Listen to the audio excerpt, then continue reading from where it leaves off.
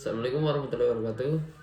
Jadi baik, perkenalkan nama saya Andi Hilman Fatona dengan NIM 4523046068 dari Prodi Teknik Pertambangan Fakultas Teknik Universitas Busoa.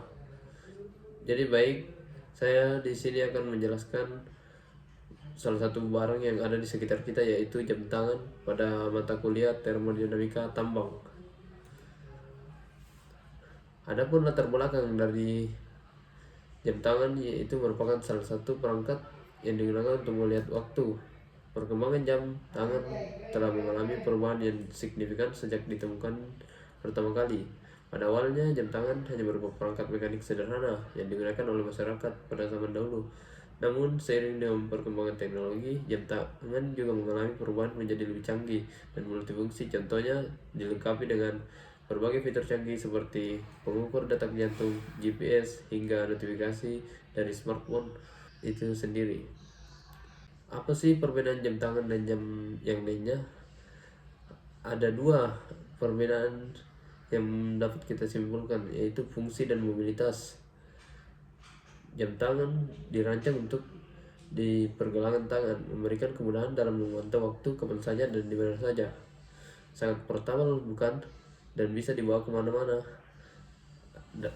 Sedangkan jam lainnya biasanya diletakkan di tempat tertentu, seperti misalnya jam dinding ditaruh di dinding, ataupun jam meja ditaruh di meja dan tidak mudah dipindahkan. Adapun perbedaan dari desain dan ukuran, jam tangan biasanya lebih kecil, lebih simpel, dan sering dirancang sebagai aksesoris fashion selain sebagai alat petunjuk waktu. Sedangkan desain dan ukuran dari jam yang lainnya cenderung lebih besar dan lebih bervariasi dalam desain. Bisa termasuk elemen dekoratif besar yang tidak praktis untuk perangkat portabel. Apa sih tujuan dari sebuah jam?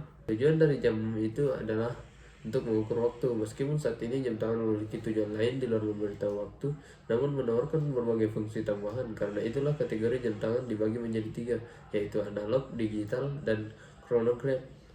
Oleh karena adanya jam tangan, kita dapat menyelesaikan masalah.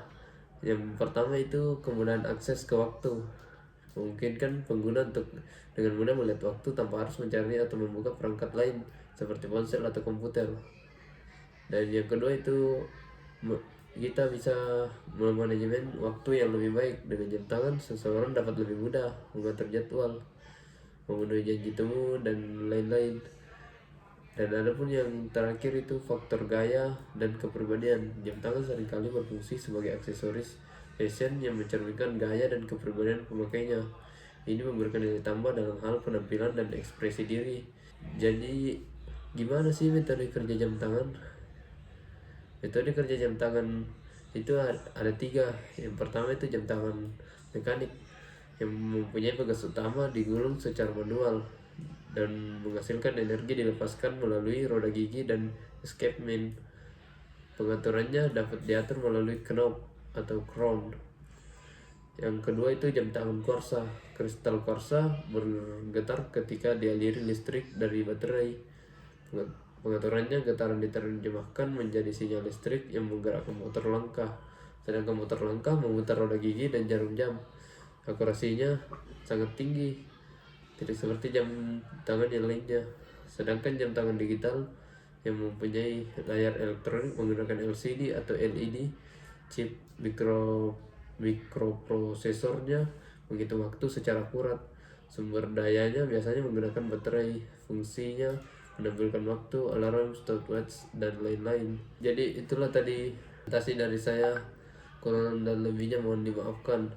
Adapun sepatah kata dari saya, setiap manusia punya tiket kesalahan, maka dari itu diskon saling memaafkan adalah poros kemanusiaan yang terbaik.